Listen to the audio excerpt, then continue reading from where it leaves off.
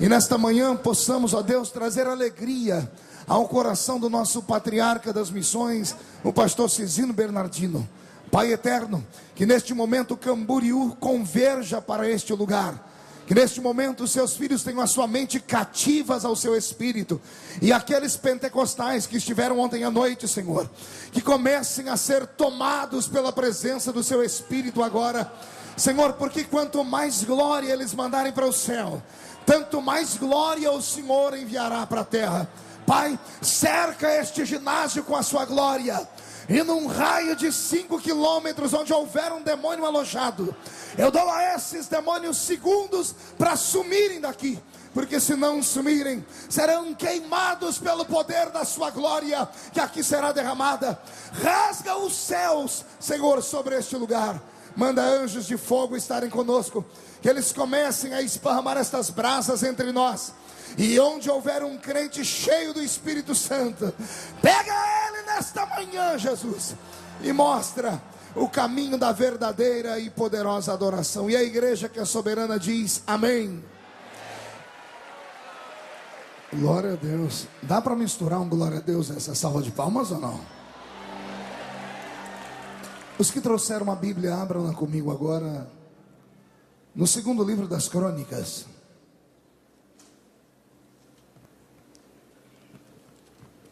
Segundo livro das Crônicas, capítulo 1.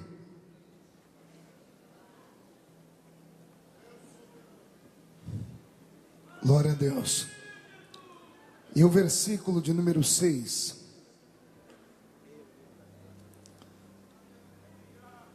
Primeiro livro das Crônicas, segundo livro das Crônicas, melhor dizendo, capítulo 1, versículos 6 e 7. Quem encontrou, diga amém. Quem não encontrou, peça socorro. Socorre o irmão então aí do seu lado. Está escrito assim: e Salomão ofereceu ali sacrifícios perante o Senhor, sobre o altar de cobre, que estava na tenda da congregação, e ofereceu sobre ele 1000 holocaustos, ou 1000 cabeças de boi. E naquela mesma noite, Deus apareceu a Salomão e lhe disse: pede o que você quiser, porque eu vou te dar. Eu vou ler de novo para ver se a igreja entende o texto. E naquela mesma noite, Deus apareceu a Salomão e lhe disse: pede o que você quiser, porque eu vou te dar.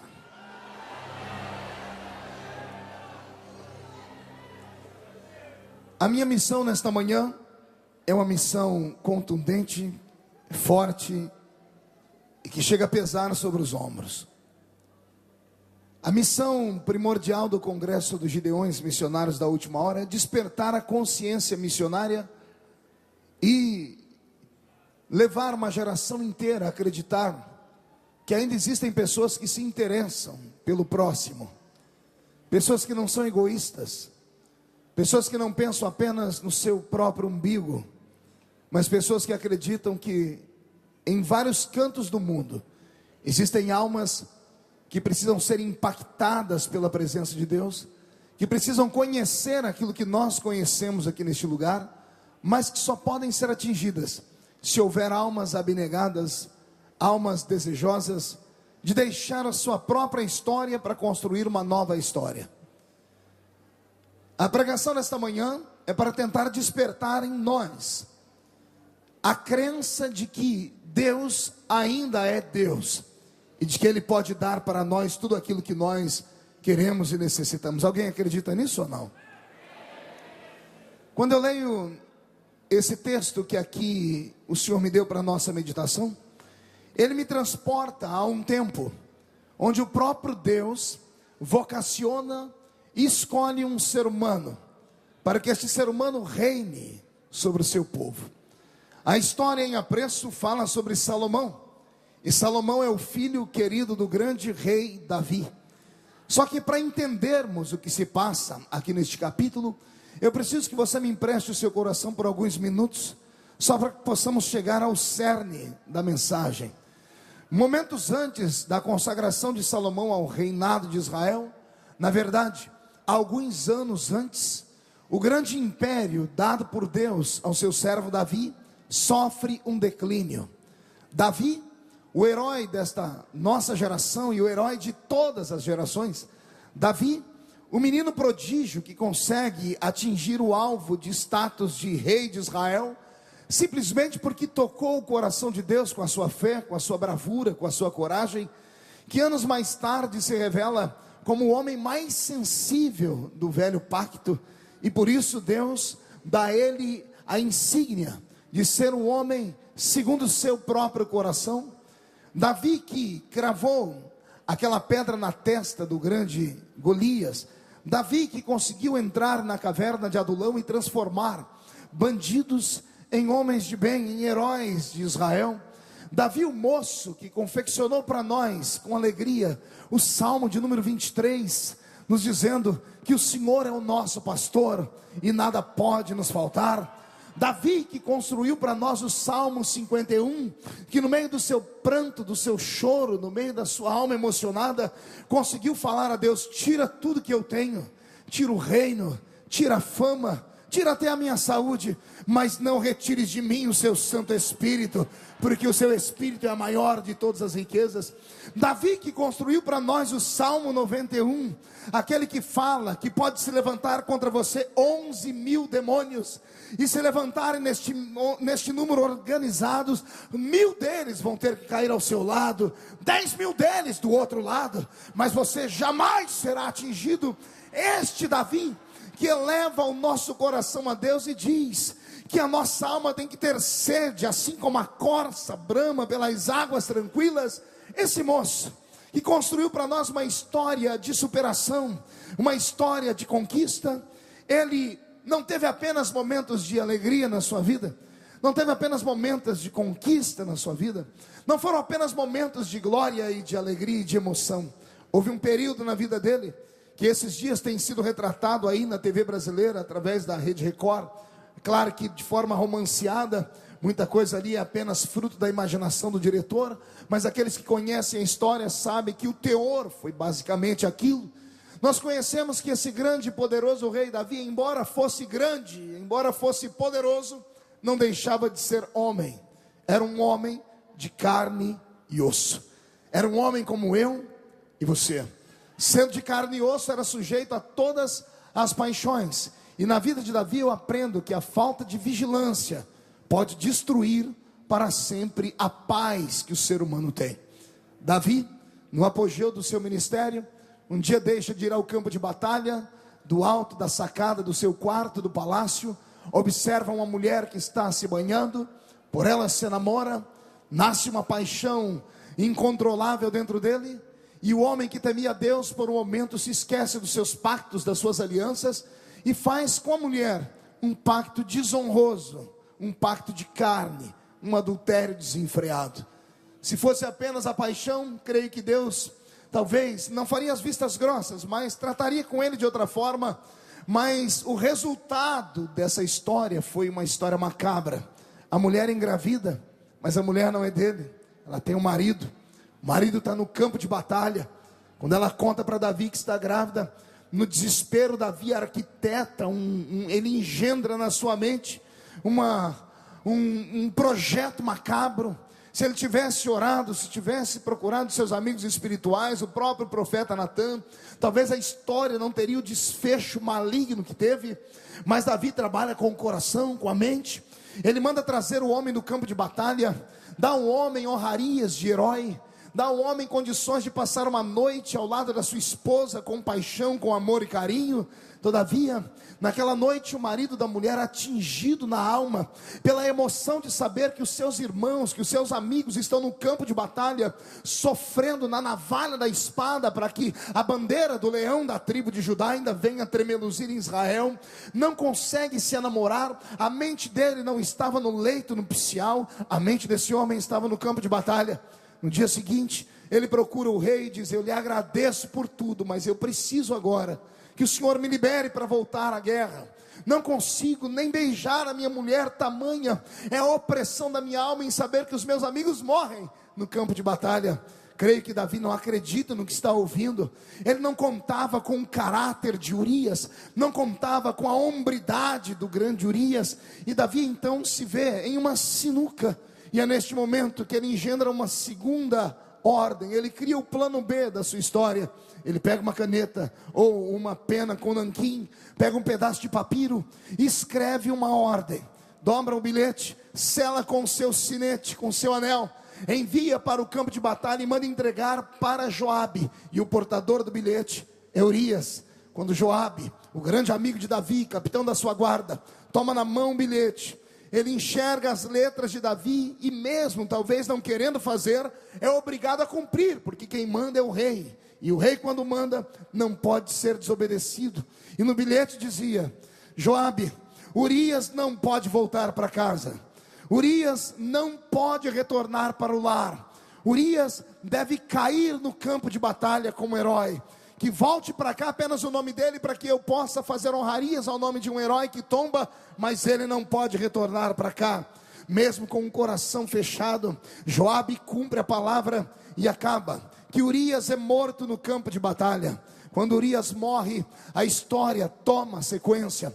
Davi se assenta no seu trono, ouvindo a história, seu coração fica piano, a sua alma está tranquila, ele relaxa sobre o trono de Israel, e por um momento sente orgulho do que fez. Por um momento chega a dizer: a minha inteligência é fantástica, resolvi um problema que não tinha solução nenhuma, e ninguém vai saber, ninguém na terra, apenas eu e Batseba, e ela não vai contar para ninguém o que aconteceu.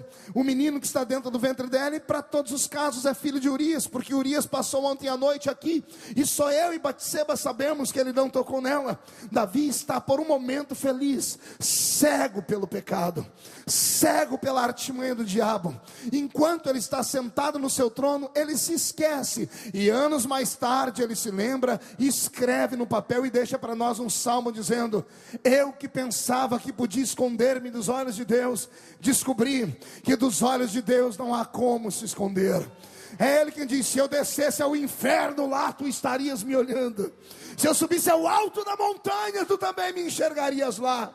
Davi está dizendo que eu e você podemos nos esconder daqueles que amamos, podemos nos esconder do pastor da igreja, podemos nos esconder do nosso pastor, do nosso patrão, do nosso amigo, mas não dá para esconder daquele que tem 7 olhos de fogo, que neste momento está olhando para este ginásio, sondando o nosso coração, esperando que esta igreja, que acredita que a presença dele está aqui, possa dar um grito de glória, bem forte, bem alto, para envolver o nosso coração. Querido sonoplasta, me sobe um pouquinho o som aqui para mim, aqui no retorno.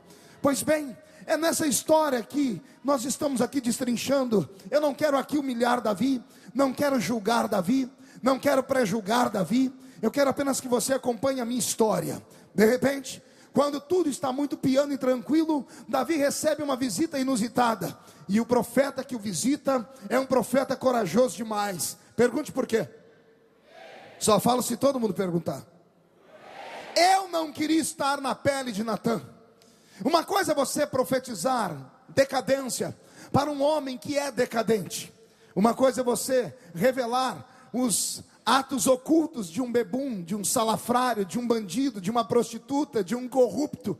Outra coisa é você saber que é o único que sabe que o maior homem de Israel, o rei mais querido de Israel, o rei mais carismático de Israel, o rei a quem Deus abriu a boca e disse: saibam todos vocês que é o único homem do reino que é segundo o meu coração.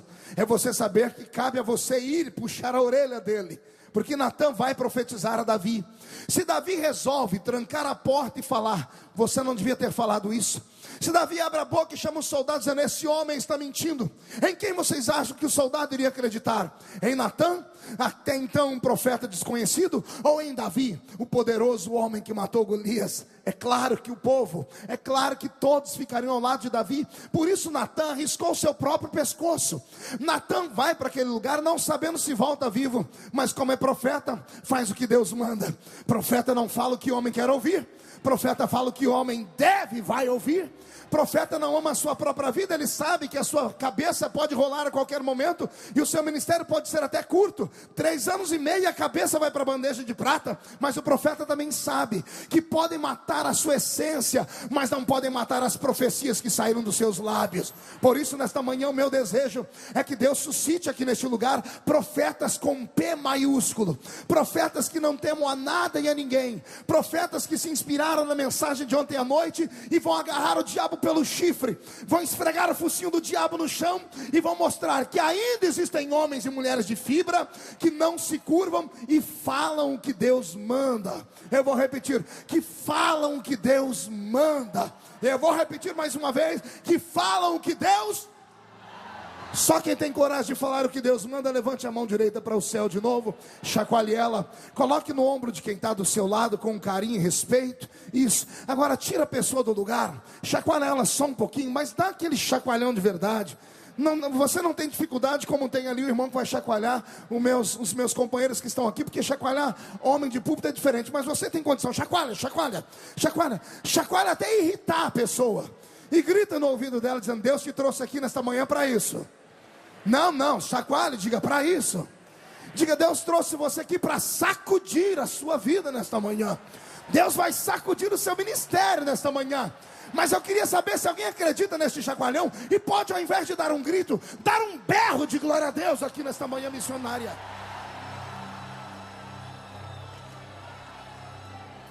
Natan revela, mas ele revela de maneira sutil, porque o profeta também não é suicida, ele é inteligente. Ele criou uma prosopopeia, ele criou uma história, e quando ele conta a história, Davi cai como uma criança diante de um brinquedo que está no chão para catá-la. Parece que o anzol de Deus fisga Davi. E quando Natan diz para ele: tem um homem rico aqui no reino, que tinha milhares de ovelhas, mas ao lado dele tinha um pobre fazendeirozinho que tinha só uma ovelhinha. Esse homem rico recebe a visita de um amigo, Davi, e ao invés de ele pegar uma de suas milhares de ovelhas para assar e comer, ele manda buscar a única ovelha daquele homem que era pobre, e ele mata a ovelha desse homem, e ele destrói esse homem, porque além de fazer isso, ele mata o homem também, ó grande Davi. O que é que tem que ser feito com este homem no seu reino? Davi agiu por ímpeto, não pensou com a mente e o coração, ele agiu com a cólera. Quando ele diz: calma aí, o homem era rico, tinha milhares de ovelhas, e ao invés de pegar uma das suas, pega a única ovelha de um homem e ainda assassina todo mundo. Natan diz: é sim senhor. Davi então esmorece o coração, seu coração cai por pena do pobre homem, e ele então sai a peleja gritando, dizendo: que esse homem pague 4 vezes pelo crime que ele cometeu. Que ele pague 4 vezes pelo crime que ele cometeu no meu reino. E quando Davi diz isso, o céu se abre. Deus olha para Davi, acredita, com o coração sangrando, e dizendo: ô Davi, se você tivesse tido piedade do homem, se você tivesse tido paciência e mandado chamar o homem e falar: calma profeta, vamos ouvir a história dele, eu estou ouvindo da sua boca, não que eu não confie em você, mas toda a história tem geralmente 2 versões. Eu imagino Deus dizendo: ó Davi, se você tivesse tido paciência, misericórdia, a história seria diferente, mas saiu dos seus lábios 4 vezes. É assim que tu vais pagar. E Natan diz: tu és esse homem, Davi. Tu és o homem da minha história, Davi.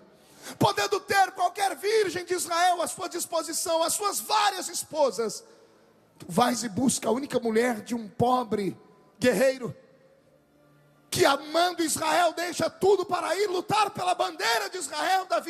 Davi, a sentença não veio de cima, a sentença veio da terra, saiu da sua própria boca. Eu aprendo aqui algo que me dá arrepios. Eu aprendo aqui que nem tudo que nós passamos na vida é peso da mão de Deus, que nem tudo que passamos na vida é praga divina, que nem tudo que nós sofremos na vida foi porque Deus ficou chateado ou raivoso conosco. Boca de crente ainda é profecia. Não, eu vou falar de novo para ver se alguém entende. Eu disse que a boca do crente ainda é uma profecia. A boca do crente é uma profecia real. Crente não pode falar de qualquer maneira. Crente tem que pensar 2 vezes para falar. A Bíblia Sagrada diz na boca de Jesus: a palavra do crente é sim, sim. Não ouvia sim, sim. O que passar disso é o quê? O Senhor estava regrando não a boca do ímpio, Ele diz a palavra do crente. Porque o que sai da boca do crente tem o dom de se materializar. Se for bênção, vai ser bênção. Mas se for maldição, vai virar maldição. O que acontece depois é algo angustiante. Davi vê o filho que cresce dentro da barriga de Batseba nascer. Davi vê a criança linda que era. Davi vê o menino começar a ter os olhos brilhantes, a pele tenra, cabelo bonito, brilhante. E quando a criança está crescendo, a Bíblia diz que ela adoece. E quando a criança adoece sem sentido nenhum, e os médicos de Israel não descobrem, Davi entende. Ele se tranca no quarto e diz: começou a cobrança. É agora que eu começo a pagar pelo meu pecado. Eu vou tentar reverter. E ele cai de jejum e oração. Ele jejua 1 dia, 2, 3, 1 semana, 7 dias de jejum e oração sem dormir, 7 dias aos prantos, com roupa rasgada. E todas as vezes que alguém vinha dar a notícia, o menino não melhorou, Davi se jogava no chão e berrava, e urrava, e gritava. No final do 7º dia, os soldados estão num canto, os amigos de Davi, dizendo: como é que nós vamos dar a notícia para ele que a criança morreu? Se antes, com a criança viva, ele não comia e chorava, se falarmos que a criança morreu, é perigoso ele se matar. Mas quando vem, dizem a notícia: Davi, seu filho morreu. A Bíblia diz que o Davi que está caído se levanta, lava o rosto, entra dentro do templo, ergue as 2 mãos para o céu e diz: mesmo assim, eu continuo te adorando. Ele sai dali, vai para a casa de Batseba, come um pouquinho de pão, conforta o coração da mulher e passa uma noite com ela. Algumas pessoas se aproximam dele e dizem assim: mas o que aconteceu? Quando a criança estava viva, você se desesperava. Agora que a criança morreu, você está aí desse jeito. E Davi manda um recado para mim e para você. Pergunte qual. Só falo se todo mundo quiser saber de verdade. Davi está dizendo assim: por pior que seja o vale, a destruição da sua vida, a vida precisa continuar. A vida continua. Não, eu vou falar mais alto. Por pior que seja o vale, a destruição, a desgraça que aconteceu na sua vida, não se proste. Levanta, lava o rosto, vai para o santuário, adora, alimenta o seu corpo. E quando alguém perguntar, diga: Deus deu, Deus tirou, bendito seja o nome do Senhor. O que eu preciso é continuar vivendo. Nesta manhã Deus manda um recado aos seus gideonitas: a vida continua, cristão, continua lutando e sobrevivendo. Mesmo assim, Davi sabe que é só o começo. Ele tem um filho morto agora, por uma doença. De repente, dentro do seu palácio, ele ouve falar que há um amor impossível acontecendo. Um dos seus filhos, chamado Aminon, está apaixonado por uma moça. Quando contam para ele, eu acredito que ele não acredita. Ele diz: não, isso é conversa, é fofoca do povo. Mas um belo dia, quando Davi está no seu trono, vem uma notícia horrível. As pessoas chegam perto dele e dizem: ontem à noite, seu filho Aminon falou para todo mundo que estava doente, pediu para que levassem uma comida, uma canja para ele comer, um remédio. E ele não pediu para que nenhum empregado fosse, pediu para que Tamar, a sua filha, Davi, fosse. E quando Tamar se tranca com ele no quarto, sabe o que é que Aminon faz, Davi? Ao invés de ele pedir para que ela cuide das suas feridas, Aminon parte para cima de Tamar. Ele violenta a própria irmã, ele estupra a própria irmã. Sua filha caiu em desgraça, Davi. E não foi soldado, e não foi nenhum moço de Israel, foi o seu próprio filho Aminon. Quem conhece a história de Davi vai chorar, porque eu chorei. Davi teve 21 filhos. Quantos?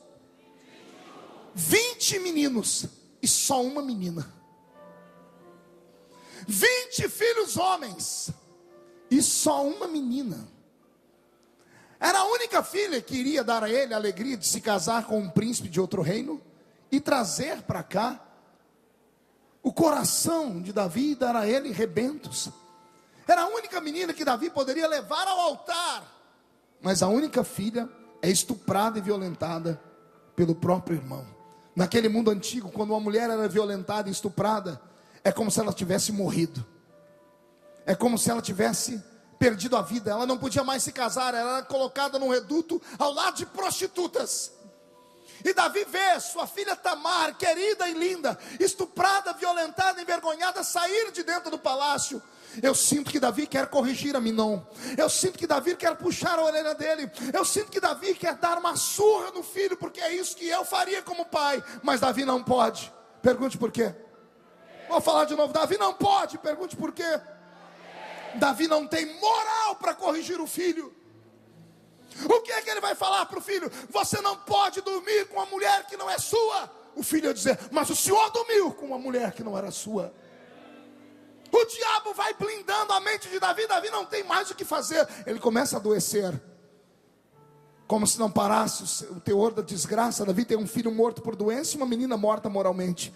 Aminon anda dentro do palácio de peito estufado, achando que ninguém se importou com o que ele fez, até que ele encontra Absalão, que é outro filho de Davi, que é um filho lindo que Davi tem.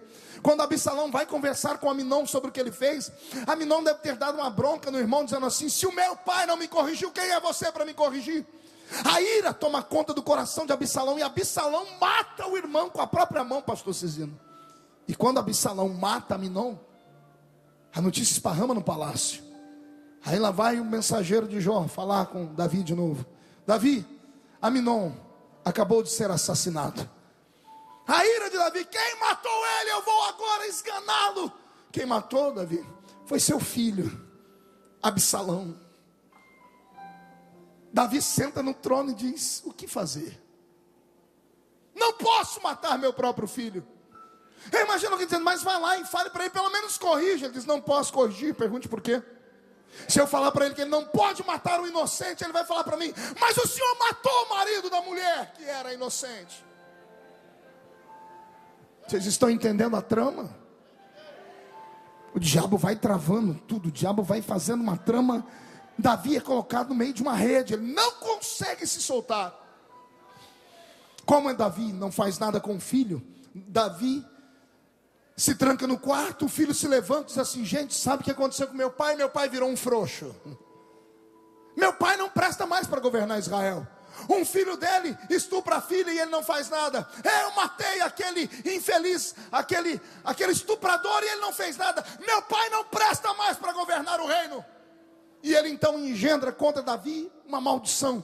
Ele levanta numa rebeldia contra Davi. Davi é obrigado a sair do palácio na calada da noite, é levado para longe da cidade, escondido.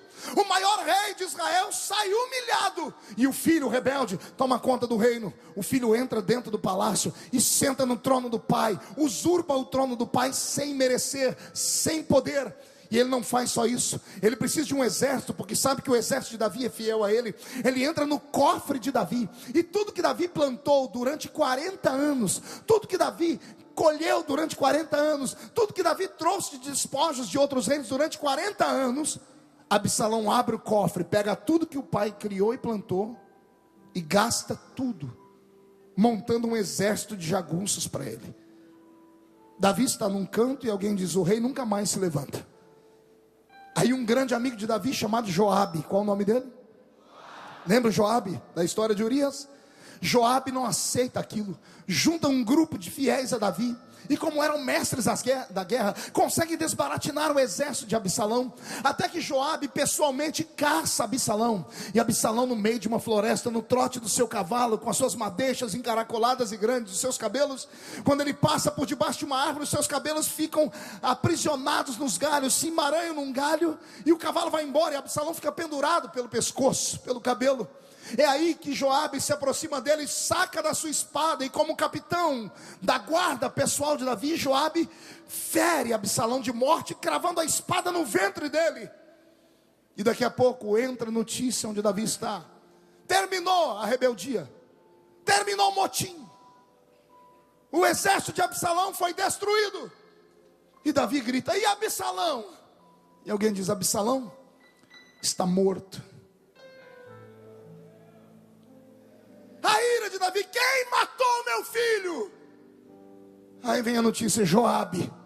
E Davi, que quer vingar o filho, não pode. Pergunte por quê. Joabe foi o homem que Davi mandou matar Urias.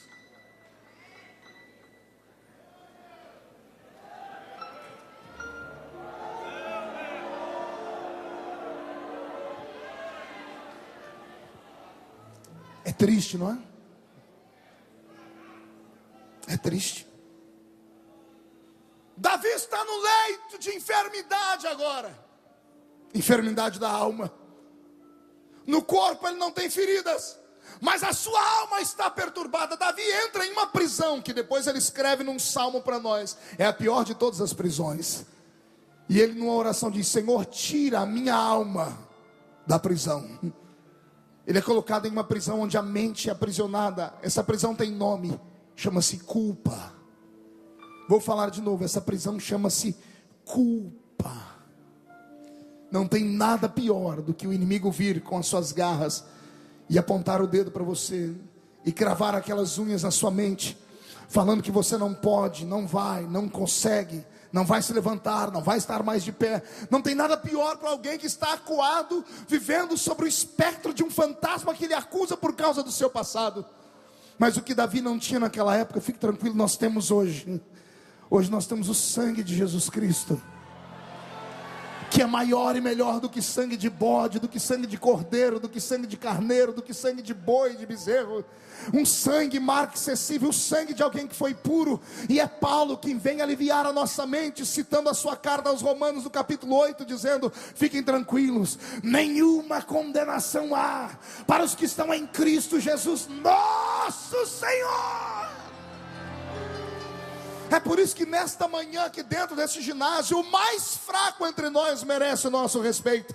O mais pecador entre nós merece o respeito, porque os outros que são tão puros e santos aproveitaram o solzinho que saiu para banharem-se lá na praia de Camboriú. Mas esse pecador miserável, caído, desgraçado, chegou aqui às 5 da manhã, encontrou um lugarzinho para se assentar. Ninguém vai com a cara dele, as pessoas não querem falar com ele dentro do ônibus, até a paz do Senhor negaram. Mas Deus te trouxe aqui só para te falar nesta manhã: ainda existe poder no sangue carmesim derramado no alto da cruz do Calvário. E se alguém aqui foi perdoado por este sangue, por favor, faz um barulho nesse lugar. Se for pentecostal, dá uma rajada de línguas estranhas. Se for mais pentecostal ainda, do reteté de Jesus, tira os pés do chão para adorar. Se for daqueles que crê nesta manhã, por favor, faça algum tipo de movimento nesse lugar.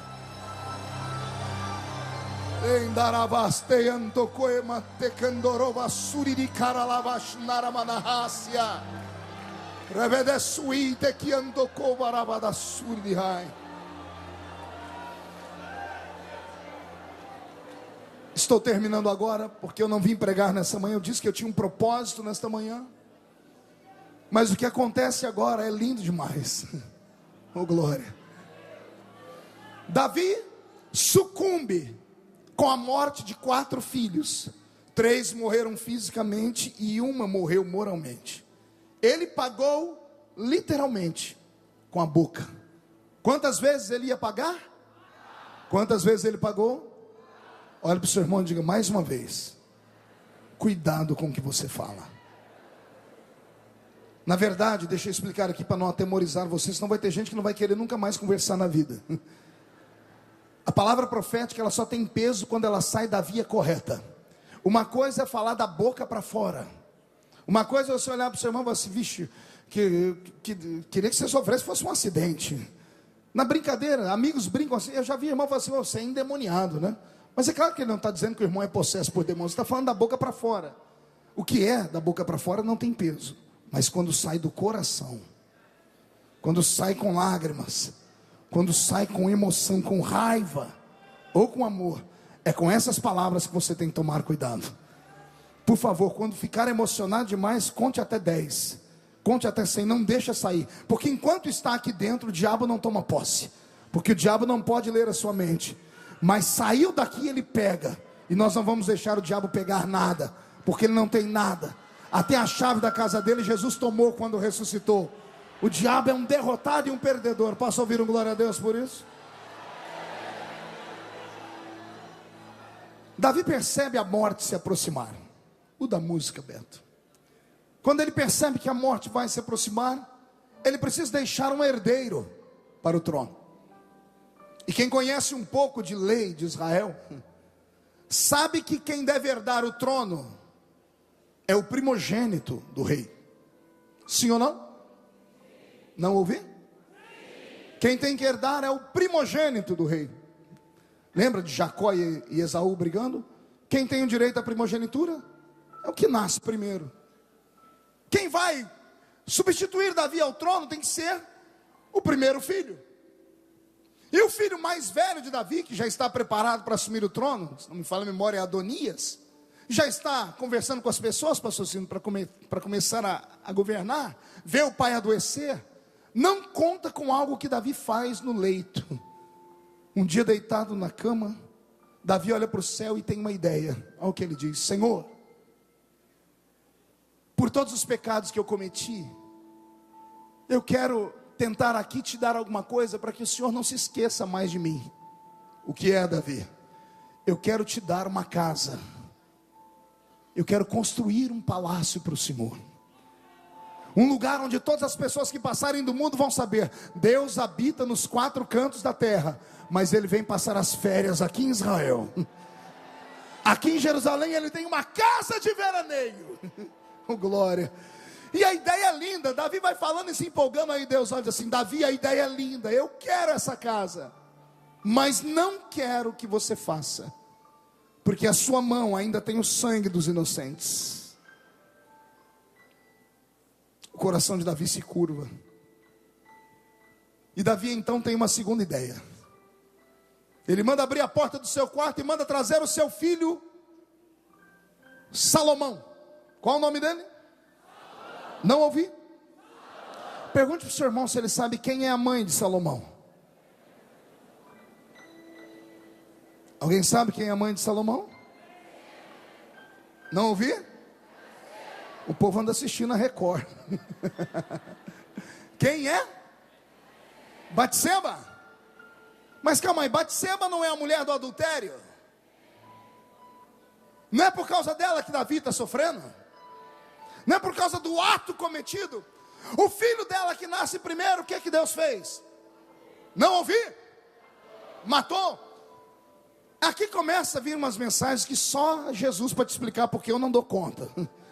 Porque no Novo Testamento Jesus disse assim, pastor Cizino: uma fonte não pode jorrar água doce e amarga. O ventre de Batseba será para sempre conhecido como o ventre do adultério. O primeiro filho que nasceu de lá, Deus matou. Mas agora ela dá à luz a um outro filho. Filho do adultério também. E Davi manda chamar o menino. Ele tem 8 anos de idade. Quantos anos? O menino entra no quarto, o pai pega a mãozinha do menino, levanta a coxa dele, porque Davi está deitado esperando a morte chegar. Põe a mão do menino debaixo da coxa. E Davi trava a mão do menino entre a coxa e o colchão da cama. O menino está assustado. E Davi olha para o céu em prantos. E eu imagino Davi dizendo: Senhor, quando eu me for, vão matar esse menino. Quando eu fechar os meus olhos, vão matar essa criança, porque ela é fruto do meu pecado. Toda vez que olharem para Salomão, vai saber que ele é o resultado do meu adultério com Batseba. Se o outro o Senhor matou, os homens vão se achar no direito de matar ele também. Mas se o Senhor ainda me ama, se eu ainda sou homem segundo o seu coração, Senhor, dá uma segunda chance. Deixa Salomão reinar em meu lugar. Deixa Salomão reinar em meu lugar. E imagina Deus falando, mas Davi, ele não é o primogênito. A lei vai ser quebrada. E Davi diz, Senhor, eu não quero falar de lei agora. Eu quero falar de coração. Eu te amo. Eu fracassei, mas eu te amo. Eu errei, mas o Senhor ainda é o meu pastor e nada me faltará. Eu pequei, mas o seu Espírito é tudo que eu tenho de riqueza. Senhor, por favor, deixa Salomão reinar em meu lugar. Leia depois, lá no capítulo 12, do segundo livro de Samuel, e você vai ver Deus fazer assim. A Bíblia diz que Deus olhou um menino chamado Salomão. Deus olhou um menino e o amou. Não, você não entendeu, eu vou repetir. Deus olhou o fruto do adultério e o amou. Não, eu vou falar até você entender. Deus olhou um rebento que também não podia nascer, que todo mundo dizia, Deus vai matar esse também. E a Bíblia diz, esse, eu amei ele. E quando eu amo alguém, eu quebro lei, eu deixo para trás um monte de coisas, eu esqueço o que os outros pensam, eu pego ele de baixo, eu coloco ele em cima, eu reescrevo a história dele, eu coloco ele em destaque. Nesta manhã Deus te trouxe aqui só para te dizer, vou reescrever a sua história, vou te colocar em destaque. E se tem alguém que precisa desse empurrãozinho de Deus, por favor, não me olha com essa cara feia, parecendo que foi batizado num pote de vinagre, não fica com esse olho seco, parecendo olho de sapo que morreu no dia de enchente, não, nem com essa boca travada, essa boca de aço, essa língua de ferro, esse queixo de concreto. Quem precisa de uma ajuda de Deus, reage, reage, reage, reage.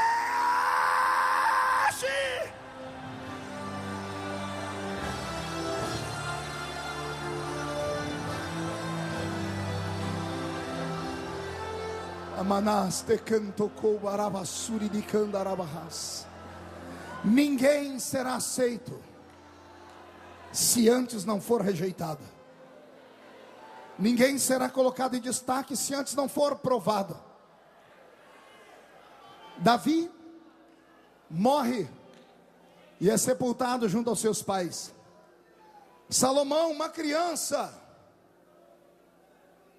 é ungido rei no lugar do pai. E o menino de 8 anos senta no trono. A coroa mal cabe na cabeça dele, mas ele está lá sentado no trono. Fazem as festas, os convivas vêm, comem e bebem, voltam para casa. Quando termina tudo isso, vêm os conselheiros falar com o rei Salomão, que tem nome de gente grande, mas é pequeno. E os homens vêm e dizem assim, ó rei, temos um pequeno problema esse ano. Pergunte qual? Inverno à vista. O pior inverno de Israel se deu no ano em que Salomão foi ungido rei.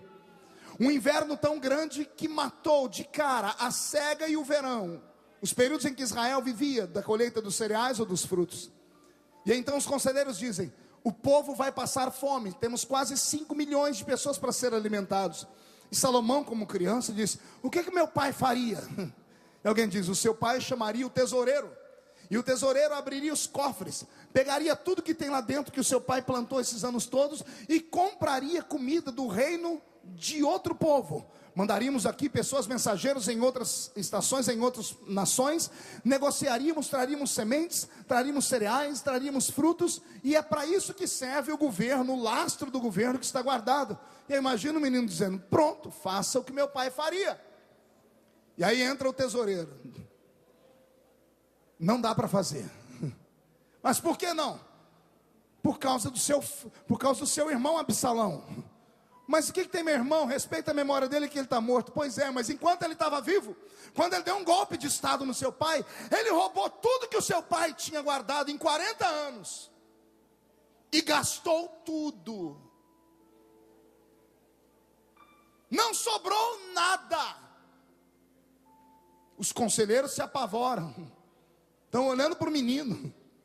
E aí imagina o menino, mas não sobrou nada? Acabou tudo, ouro, prata, tudo, acabou tudo, e agora? Aí entra alguém e diz assim, calma aí gente, na verdade não acabou tudo não. Sobrou ainda 1000 cabeças de boi. Se fosse vaca, eu acho que todo mundo daria um sorriso. Porque a vaca ainda dá leite, do leite faz queijo, do queijo faz a manteiga. Mas sobrou só 1000 cabeças de boi. Não eram bois normais, eram bois que puxavam o arado durante a semeadura. Eram bois que tinham os músculos enrijecidos. Eram bois velhos. Sobrou 1000 cabeças de boi. E alguém então começa a fazer cálculos. 1000 cabeças de boi vai dar algumas toneladas de carne. Dá para matar a fome de 5 milhões de pessoas por pelo menos um mês. Durante um mês nós vamos estar bem. Mas o inverno vai durar quase meio ano. E todo mundo diz: entramos em um colapso, Israel vai acabar. Os homens vão começar a matar uns aos outros para comerem comida humana. Isso já havia acontecido em Israel, vocês já leram a história. Quando mães matavam seus filhos e comiam da carne das crianças. Essas histórias aconteciam naquele mundo antigo com frequência. E quando todos percebem que Israel vai entrar em decadência, um menino de 8 anos tem uma ideia brilhante. Pergunte qual? Ele manda convidar a nação inteira para subir no alto da montanha. E quando todo mundo é convidado para o alto da montanha, ninguém se faz de rogado, é o jovem rei que está chamando. Aí Salomão manda chamar os sacerdotes e os levitas. E diz: sabe esses 1000 bois que sobraram aí? Arrasta eles para o alto da montanha também. E quando o povo vai subindo e os bois vão subindo junto, todo mundo está olhando dizendo assim: meu Deus, esse menino é melhor que o pai dele. Está inaugurando o reinado dele com um churrasco. Vai ter um churrasco no alto da montanha. Nunca vi tanto boi ser arrastado para o alto da montanha assim. Quando chegam lá em cima, surpresa, não tem uma churrasqueira. Mas o povo começa a contar e perde a conta. 1, 2, 10, 100, 500, 1000 altares. Não, você não entendeu, eu vou repetir. Tem 1000 altares em cima do alto da montanha. O maior tabernáculo do Velho Testamento. 1000 altares colocados no alto da montanha. Quando o povo começa a perceber o que é que deu na cabeça do menino, os que são crentes começam a adorar. Os que são crentes começam a dar glória a Deus. Os que são crentes assim: eis que surgiu em Israel um homem santo. Mas os que não são crentes começam a dizer: ele é louco, ele é maluco. Para que tanto desperdício? Para que jogar isso fora? Pior são os conselheiros. Pergunte por quê? Só estão dizendo: meu Deus, ele não vai fazer isso. É tudo que nós temos, não temos mais nada. Só temos 1000 bois. Isso aí dá para matar a fome do povo. A gente vai separando, bota em quarentena, estica um pouquinho. Não podemos. Ele não vai fazer isso. Alguém diz: já foi, ele é rei, ele pode. Quem pode manda, quem tem juízo obedece. O homem mandou matar 1000 bois. E quando Salomão dá ordem, os sacerdotes orando entram em transe, quase parecido com a gente quando fala em língua estranha. Os sacerdotes oravam e entravam na presença de Deus e começavam a sentir a glória dele. Pegavam as suas facas, as suas adagas e começavam a sangrar os bois. Pela primeira vez o alto da montanha ficou vermelho. Milhares de litros de sangue estão escorrendo pelo pé do povo. Nunca se viu tanto sangue em Israel de bois. O povo está temeroso, há um silêncio em cima daquele lugar. Quando Salomão dá ordem, as carnes são colocadas em cima do altar. Então todos acendem fogo. E de repente uma coluna de fumaça sobe aqui.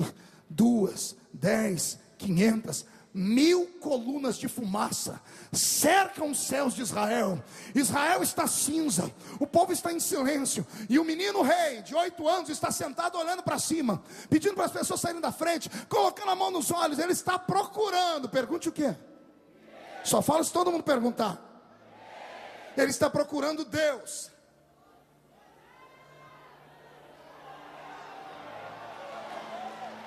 Pastor Joel, o menino está procurando Deus. Pastor, o senhor é louco? Não, é só conhecer a história de Davi. Davi era um poeta. Davi tinha um sonho que nunca se realizou, pastor Cizino. Davi sempre teve desejo de se encontrar com Deus, cara a cara. Eu vou repetir: Davi sempre quis encontrar Deus cara a cara. Isso nunca aconteceu. Ele viu o anjo em Jerusalém com a espada apontada para destruir o povo, mas ele nunca viu Deus.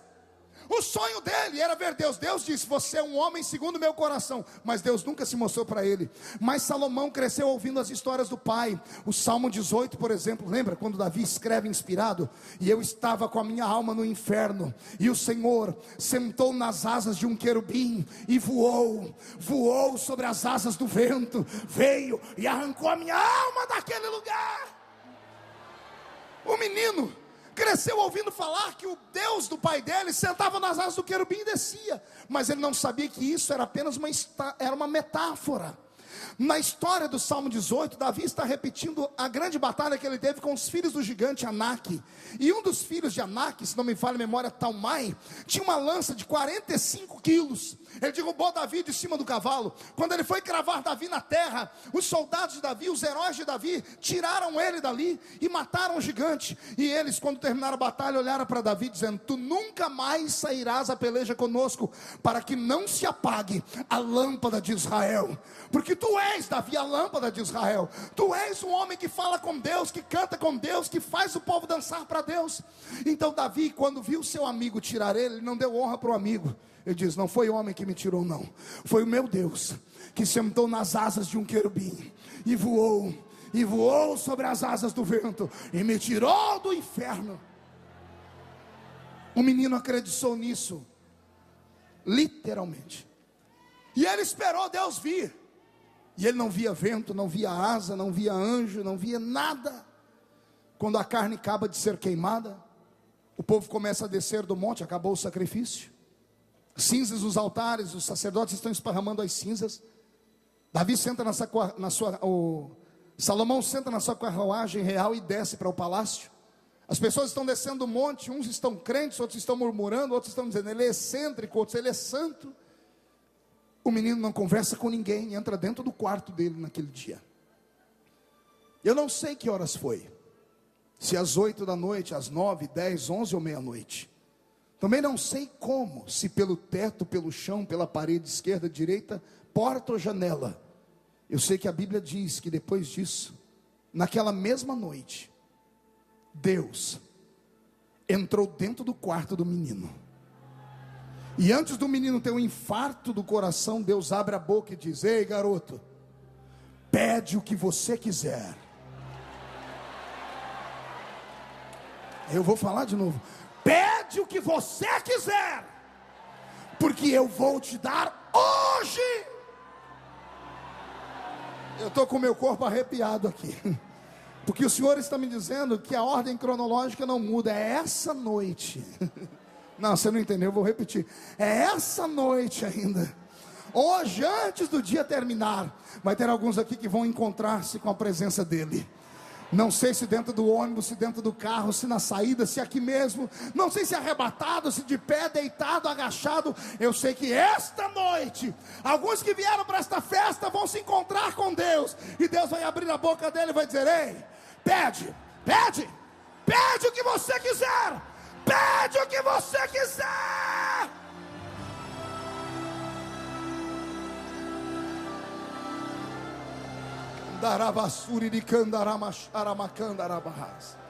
Alguém acredita nessa história da Bíblia? Vou falar de verdade. Alguém acredita que essa história aconteceu literalmente? Então me explique uma coisa: por que é que Deus nunca fez isso com Davi? Davi escreveu mais da metade dos salmos da nossa Bíblia. Davi é um homem que nos ensina a adorar, a bailar, a gritar e a cantar. Mesmo Deus dizendo: você é um homem segundo o meu coração, Deus nunca desceu perto de Davi. Mas aí vem um menino que não sabe orar, não sabe cantar nem dançar. Aí ele pega, abre o cofre de Israel e diz: sobrou só isso? Então é isso aqui que eu tenho? É tudo que eu tenho? Tem certeza? É o meu lastro? Sim. Aí ele pega tudo que tem e diz assim: Senhor, tudo que eu tenho é seu. Eu só tenho 1000 bois. Os 1000 bois que eu tenho, eu entrego para o Senhor. Já que a gente vai morrer, 1000 bois não resolve o nosso problema, mas esses 1000 bois vão te deixar feliz. Tudo que eu tenho é teu. Deus rasgou a janela do céu, pastor Cisino, e disse: se esse menino tem coragem de me dar tudo que ele tem, eu também tenho coragem de dar para ele tudo que eu tenho. Tudo que eu tenho eu dou para ele. Ah, meu Deus, eu estou até com a orelha arrepiada. Senhoras e senhores, prestai atenção na palavra profética desta manhã. O Senhor está dizendo que adoração, cânticos é muito lindo, traz a essência, traz a glória, mas a essência, a glória e a presença são etéreos, ou seja, são invisíveis, são perceptíveis, mas eles vêm e vão.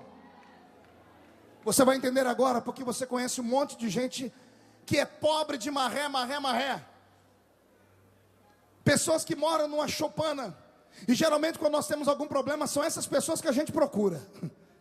Geralmente a gente procura esses irmãozinhos que não tem nada na vida. A gente vai, pede para eles orar e deixa uma oferta. São pessoas que a porta da casa deles é escorada com uma cadeira. E a geladeira às vezes parece a alma de quem busca a oração, está vazia. As pessoas não têm um sapato para andar, não tem nada, não tem condições de comprar uma passagem de ônibus. Mas quando oram, meu Deus do céu, o céu abre. Deus desce, coisas extraordinárias acontecem. Mas um dia, pastor Ciro, eu comecei a perguntar: por que tanta gente pobre que adora? E por que os pobres que adoram não podem ter condições? Se na pobreza ele já adora, imagina se ele não tiver tão pobre. Aí alguém vai dizer: não, pastor, calma aí, que a riqueza atrapalha o homem de servir a Deus. Não. O que atrapalha o homem de servir a Deus é o coração dele. É o coração do homem. O dinheiro não é o mal. A Bíblia diz que o amor ao dinheiro é o mal. Sim ou não? Então diga para o seu irmão: amar demais o dinheiro é o problema. Meu velho sogro, quando era vivo, falava assim: Marco, o povo diz que o dinheiro é do diabo. E ele falou: na minha experiência de vida eu aprendi outra coisa. Eu disse: o que, meu sogro? Ele disse: quer ver o diabo é ficar sem o dinheiro. É sério? Eu aprendi com Davi que quando você planta coisas no espírito, você colhe coisas no espírito. Quando você canta, você planta cânticos, você planta danças, você colhe glória, unção, poder. Mas o filho de Davi, o menino de 8 anos, não plantou glória, não plantou dança, não plantou adoração. Ele plantou matéria. E tudo que você planta, você... Não ouvi, tudo que você planta, você? Quem planta laranja, colhe abacate? Quem planta abacate, colhe tangerina? Por que não? Porque cada semente gera o seu fruto. Quem planta mais do que pode, recebe mais do que precisa. Na história de Salomão, Deus mudou a minha vida. Porque quando eu olhei para um menino, cheirando a leite, que pegou tudo que tinha e deu a Deus, e no mesmo dia Deus entrou dentro do quarto dele e disse assim: você não vai ganhar de mim. É esta mensagem que Deus está dizendo a ele: homem não ganha de mim. Pergunte: como assim, pastor? Vem um homem feito de carne e osso, cheio de defeitos, assim, ó, tudo que eu tenho é seu. Aí o Senhor diz: ah, é? Você acha que pode ganhar de mim? Se você, homem, pode me dar tudo que você tem, por que eu, Deus, não posso te dar tudo que eu tenho? É na medida que você planta que você colhe. Você planta um, colhe um. Apesar que Jesus deixou explicado que a semeadura dele é diferente. É 30 por 1, é 60 por 1, é 100 por 1. Mas às vezes o 100 por 1 que você planta não é o suficiente para te dar aquilo que você precisa. Mas Salomão conseguiu trazer Deus dentro do quarto dele, porque ele fez algo que ninguém nunca tinha feito. Sabe o que me apavora nessa história? É que Deus não pôs limites. Diga para o seu irmão: Deus não pôs limites. Não ouvi, diga: Deus não pôs limites. É esse tipo de toque que eu busco nessa tarde, nesta manhã. Eu quero um Deus que possa vir falar comigo falando isso. Eu não ponho limites. São as pessoas olhando para o pastor Marco Feliciano que começa, parece que tudo que toca vira ouro, tudo que faz funciona. E quando alguém diz assim: já morreu, pode até sepultar, mas missa de 7º dia não tem de jeito nenhum. Quando vão querer a missa de 7º dia, o homem já saiu da tumba, já está de pé, já está ressuscitado de novo. Por quê? Por que acontecem essas revoluções? Porque parece que na vida de alguns tudo dá certo. Eu aprendi com Salomão. Quero que Deus visite a sua vida como Ele nunca visitou antes. Quero que Deus mude a sua história de uma vez por todas. Chega de conto de carochinha. Quero que Deus revire a sua história de uma vez por todas. Chame a atenção dEle. Faça Deus te enxergar nesta manhã. Faça Deus parar de olhar para o Oriente Médio por um momento, parar de olhar para os crentes que existem por aí e olhar para você aqui nesta manhã. Como assim, pastor? Eu li a Bíblia mais de 30 vezes de capa a capa. Eu nunca encontrei um milagre de graça aqui nesse lugar. Nunca encontrei na Bíblia Sagrada um milagre que viesse sem esforço, um milagre que viesse sem sacrifício. Nunca. Todo milagre, ele vem na contramão de um grande sacrifício. A única coisa de graça que temos é a salvação, mas até a salvação custou o sangue de Jesus. Olha para o seu irmão e diga: quero um milagre. Não, diga: quero um milagre. Não grita, diga: quero um milagre. Faça aquilo que você nunca fez esta manhã. Dá uma cotovelada no seu irmão e diga: acorda. Porque alguns chegam e outros não chegam? Porque alguns conquistam e outros não conquistam? É simples, alguns acreditam, enquanto outros nem sonham em acreditar. Esse lugar aqui não é normal, gente. Eu vou repetir: esse lugar aqui não é normal, gente. Eu frequento esse lugar desde 1988. Em 88, quando eu entrei nesse lugar, o púlpito era invertido, era do lado de lá. Era um menino pobre de marré. Vendia o almoço para comprar a janta. Eu contei aqui dia desses que eu só consegui vir para os Gideões porque eu havia feito na minha cidade um desafio com os vereadores da cidade. Chamei os vereadores, eu era um menino, sempre fui de chamar atenção. Fiz uma carta e eu tinha um sonho, queria ser guitarrista. Já pensou eu, guitarrista? Não ia ornar. Fiz uma lista, levei para os vereadores e dividi o valor da guitarra para cada um deles. E todos me deram dinheiro para comprar guitarra. Peguei o dinheiro, estava indo para a Casa Musical Bonucci, na minha cidade, comprar a guitarrinha. Quando chegou um irmão e disse assim: oh, você viu? Eu falei: o quê? O ônibus dos Gideões vai sair esse fim de semana. Eu disse: Gideões? É aquela festa dos missionários, onde Deus fala, tem profeta, tem língua estranha, tem revelação, tem arrebatamento, tem gente pulando. A propaganda que fizeram para mim era assim: ó, você recebe profecia dentro do banheiro. Eu falei: como é que é? Foi, tive um irmão num banheiro feminino, num banheiro masculino. O irmão estava sentado no vaso e o outro com a mão em cima da cabeça dele, profetizando. E eu acredito nessas coisas. A simplicidade traz a revelação para nós. Talvez seja por isso que Deus não fala com você. Você fica aí me olhando com a mãozinha no queixo, dizendo: talvez, quem sabe. Pois bem, Deus não fala com gente arrogante. Deus só fala com gente crente. Houve um tempo que a maioria dos congressistas que vinham eram ovelhas. Agora as coisas estão melhorando, né? Está vindo muita girafa para o nosso meio. E crente girafa é um problema, é bonito, chama atenção, só come frutos aqui em cima. Mas parece que esse ano Jesus resolveu mandar comida só para a ovelha aqui. A ovelha tem que, para comer, tem que agachar com a gente. Até as girafas, para receber, vão ter que tirar a cabeça do fundo, do alto da árvore e comer aqui no capim conosco nesta manhã. Porque Deus tem coisas grandes para fazer. Se não houver sacrifício, não há milagres. Naquele ano eu entreguei minha vida às missões. E falei com Deus e Deus ergueu a minha história. É claro que não foi fácil. Também não foi da noite para o dia. O problema nosso é que nós plantamos agora e queremos a colheita amanhã. O problema dos crentes que ofertam, fazem sacrifício, é que na verdade eles fazem uma barganha. Eu entrego agora e Deus vai me dar daqui a pouco. E não é assim. Tem semente que leva tempo, gente, para brotar. Vou falar um negócio para vocês agora, é de arrepiar. Quando eu já estava pregando, Jesus já estava me levantando. Eu ainda morava numa casinha de 3 cômodos, pagando aluguel. Eu ainda tinha uma Brasilinha velha. Pense num carro possesso por espíritos malignos. Era a Brasília que eu andava. O carro endemoniado. Só Jesus na causa. Eu me lembro que quando estava no meio daquele fogo, eu já pregando aqui nos Gideões, há quase 6 anos... E eu falando de missões, naquela época nós recebíamos oferta do pastor Cisino, que ele vinha e dava de bom grado para nós. Até que de um tempo para cá nós chegamos, uns grupos de pregadores falaram: não dá certo isso. Nós recebemos daqui desse lugar muito mais do que oferta, nós devemos entregar e não receber. Mas naquela época o pastor Cisino dava oferta para a gente. Então eu vinha, pregava, tinha o meu nome esparramado, vendia meus DVDs e tinha oferta. Mas eu nunca tinha entregado nada. Nunca havia semeado nada, nunca. Um dia eu estava num culto e abri a Bíblia em Atos. E lá em Atos eu vi Paulo dizendo assim: obrigado às igrejas que se lembraram do meu ministério, fazendo aquilo que Jesus ensinou, que melhor coisa é dar. Do que?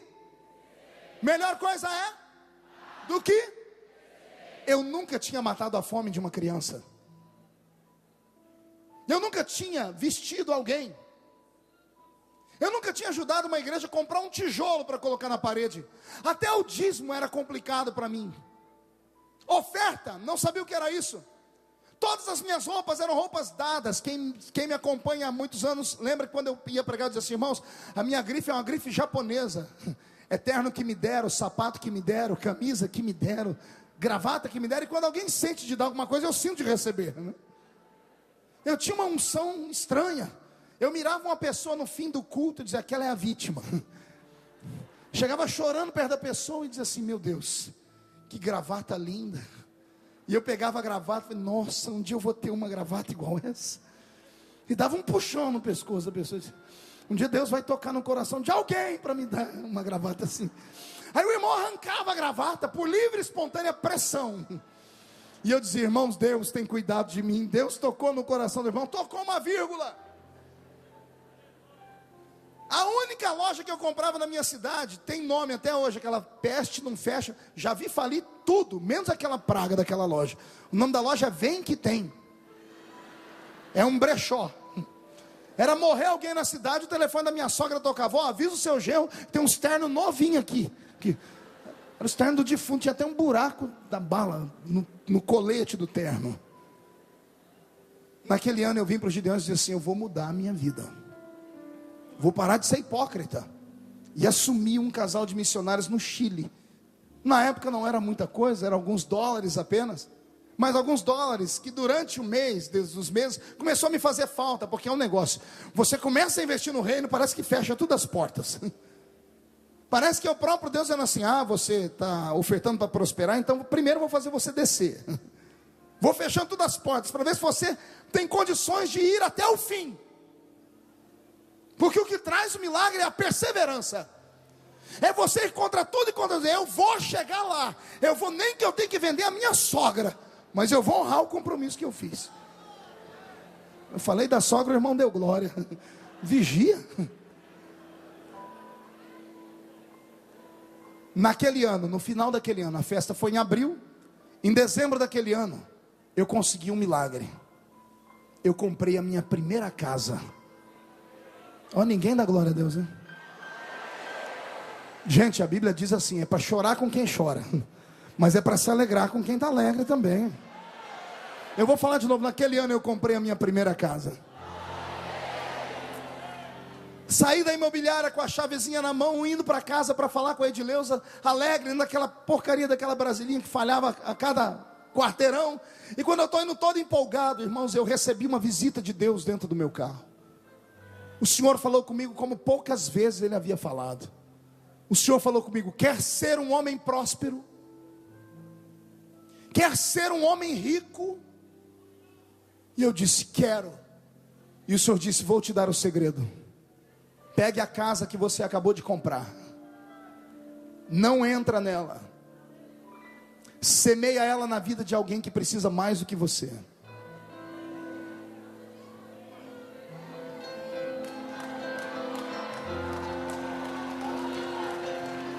E você vai ver o que eu faço na sua vida. Irmão, nessa hora, eu abaixei a cabeça e falei: Jesus, é o Senhor mesmo que está falando comigo. Não é outra voz maligna me enganando. O coração saía pela boca. Quando eu cheguei em casa, a Edileuza olhou para mim. Ela estava esperando para ver a chave da casa. Ela olhou para mim e disse assim: o que aconteceu que você está triste? Eu falei assim: Deus falou comigo. E ela: mas Deus fala com você, você fica triste? Eu falei: não, Deus falou comigo que se eu quero ser rico. Deus fala com você, se você quer ser rico, você fica triste. Não, é que Ele falou que se eu quiser ser rico, eu tenho que fazer um negócio. E eu falei: minha mulher é filha de português com italiano, até a paz do Senhor dava com a mão fechada. Ele não vai prestar, não vai aceitar. Eu falei: o que foi, mas foi, Jesus pediu a casa. Ele falou: a casa que nós nem entramos dentro dela ainda? Essa casa. Como é que é? Jesus quer que você dê a casa? Para quem? Eu disse: Ele mandou ofertar na vida de alguém que precisa mais do que a gente. Eu não sei se ela tinha orado demais aquele dia. Eu sei que ela começou a chorar. Ela disse: se foi Deus que falou, vamos fazer. Eu falei: calma, você não está entendendo. Eu disse: é a casa que eu comprei, lutei a vida inteira. Eu nem quando eu morava, nós nunca moramos em casa própria. Sempre morei em casa caindo aos pedaços, rebocada com barro. chão vermelhão. Ela disse: Marco, você veio para a igreja adolescente, mas eu fui apresentada no púlpito da Assembleia de Deus, e eu cresci ouvindo histórias assim: quando alguém semeia, Deus faz a semeadura crescer. Quando alguém dá, Deus dá para a pessoa de volta. Quando alguém tem coragem de fazer o que ninguém fez, Deus faz pela pessoa mais do que ninguém nunca tenha feito antes. Irmãos, no dia seguinte, encontrei uma mulher na cidade, inválida. Botei ela dentro da brasilinha e levei ela na casa. Quando a mulher olhou a casa, ela chorou. A casa dela era forrada com uma lona de plástico preto, que ela, quando chovia, empurrava a água com um cabo da vassoura. Ela olhou a casa, piso frio, toda de laje. Disse: que casa linda. Eu disse: pois bem, a senhora gostaria de ter uma casa dessa? Ela disse: um dia Jesus vai me dar. Eu tirei a chave do bolso. Chegou o dia. Eu disse: é a sua casa. Eu achava que a mulher ia dar glória a Deus assim, pastorzinho, mas ela não deu não. Ela parou, olhou para mim desconfiada: mas você não mora de aluguel também? Eu disse: dona, não discute não. Pega logo esse negócio, porque eu me conheço. Aí também ela juntou com as duas mãos. Me conhecendo, fui até ao cartório, passei a casa para o nome dela, para não correr o risco de me arrepender depois. Porque crente faz as coisas pela emoção, depois dá um problema para a igreja, dá um trabalho que ele dá com a mão e quer tomar com as outras duas depois. Irmãos, e eu fiquei na fé de que o milagre ia acontecer em um mês. Respira aí. Passou um mês, passou 2 meses, 6 meses, 1 ano, 2, 3. No 3º ano, irmão, eu estava chamando Jesus de Genésio. Nesses 3 anos, pastorzinho, diante do Senhor, teve dias que eu parei na frente da casa da mulher para amaldiçoar ela, mas Jesus não deixava. Eu fiz pela fé. Nesses períodos eu aprendi 2 coisas. Pergunte o quê? Primeiro, Deus não obriga ninguém a fazer nada, mas quando Ele quer que a pessoa faça, Ele faz o coração dela acelerar, faz a boca ficar seca, faz a perna bater uma na outra, faz a pessoa ficar desnorteada. Ele não se revela pessoalmente, Ele não mostra a glória dele, Ele não fala audivelmente, é uma voz aqui dentro que grita. Aí o crente anda: mas será que é Deus mesmo? Será que não é? Por que o senhor está falando isso? Porque daqui a pouco vai começar a acontecer isso aqui dentro, e eu não quero que você tenha dúvida. Eu quero que você colha da minha experiência a sua própria experiência. Eu aprendi primeiro que Deus não obriga ninguém a fazer nada, mas Ele estimula. Segundo, tem semente que leva anos para nascer. Eu conheci um irmão nesse período aqui no Paraná que plantava eucalipto, e ele contou para mim que a primeira fazendinha de eucalipto dele, ele vendeu até a geladeira. Foram 6 anos para o eucalipto crescer. Também quando cresceu o eucalipto, no primeiro corte ele comprou 2 fazendas. Hoje esse homem tem mais de 40 fazendas. E ele conta para todo mundo: o segredo é plantar e saber esperar. É não olhar para o tempo para nada, é saber que você plantou numa terra fértil. Porque quem planta numa terra fértil vai colher o milagre. Quem acredita nesse negócio aqui nesta manhã? Nesta manhã missionária, eu vim aqui para te estimular a acreditar que Deus quer mudar a sua história em todos os sentidos. Ontem eu preguei para a sua alma, e os pregadores têm feito isso, mas nesta manhã eu quero que Deus faça na sua vida o que Ele fez na minha vida. Porque depois que passaram-se 4 anos, Deus abriu a porta sobre a minha vida. Hoje eu tenho programa de televisão em 5 emissoras. Hoje eu tenho 8 igrejas estabelecidas pelo Ministério Tempo de Avivamento em 4 anos. Igrejas lindas, com ar-condicionado, toda mofadada e cheia do Espírito Santo. Hoje eu sustento missionários, eu ajudo pessoas. Hoje eu faço coisas que eu nunca havia feito antes na minha vida. Comecei a ser parceiro da obra missionária com Gideões, a sustentar missionários. E o segredo está em repartir.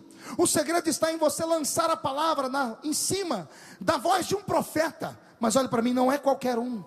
É alguém que saiba do que está falando. É alguém que não vai te enganar. É alguém que vai falar para você coisas sérias. Será que eu sou o único aqui que já passou a olhar pela televisão e viu pessoas darem testemunhos, que receberam milhões, que receberam milagres extraordinários? Será que eu sou o único? Será que você olha a televisão e é como eu falava antes, isso só acontece na vida dos outros? Deus te trouxe nesta manhã, e aqueles que tiverem coragem de perseverar comigo aqui, vão viver um momento único nesse lugar. Escute o que eu estou dizendo: dentro deste ano, Deus vai revirar a vida dos homens e mulheres que vieram aqui. O ano que vem nós vamos ter tanto testemunho aqui, mas tanto testemunho de milagres. Mas eu estou falando milagre com M maiúsculo, que você vai ficar assim dizendo: poxa, por que é que eu não tive coragem de acreditar? Nesta manhã, na manhã missionária mais linda do mundo, onde mais de 1.200 famílias estão clamando para que chegue na mesa deles o alimento, para que crianças tenham remédio, para que o barco dos Gideões, que eu fiquei sabendo esses dias, só dá prejuízo de tanto que quebra, tenha sempre a sua manutenção, ou possa comprar outros mais novos.